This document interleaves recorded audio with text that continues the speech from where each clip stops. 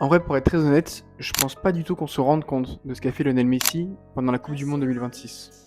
On parle d'un joueur qui a littéralement gagné 8 ballons d'or, qui a déjà gagné la Coupe du Monde, qui a gagné 4 Ligues des Champions, qui est le meilleur passeur de l'histoire, l'un des meilleurs buteurs de l'histoire.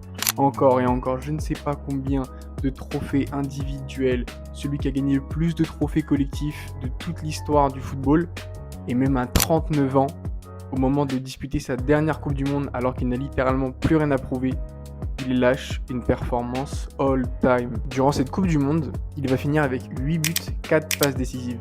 C'est meilleur que sa Coupe du Monde en 2022 où il gagne. Il finit finaliste, où malheureusement il perd en finale contre une Espagne qui était largement au-dessus, et il dispute 3 finales de Coupe du Monde de toute sa carrière, en étant les 3 titulaires. Le premier à l'avoir fait, c'est Cafu. Genre, même Pelé n'a pas fait 3 finales en étant titulaire alors qu'il en gagne 3. C'est un truc de malade mental. Je pense que sincèrement, les gens ne se rendent pas compte du fait d'avoir eu le plus grand joueur de l'histoire avec nous en fait. Genre, littéralement, on aura vécu ça. Un truc aussi assez dingue que j'ai remarqué, c'est que la plupart des joueurs sur Insta qui ont joué contre lui mettaient toujours une photo avec lui.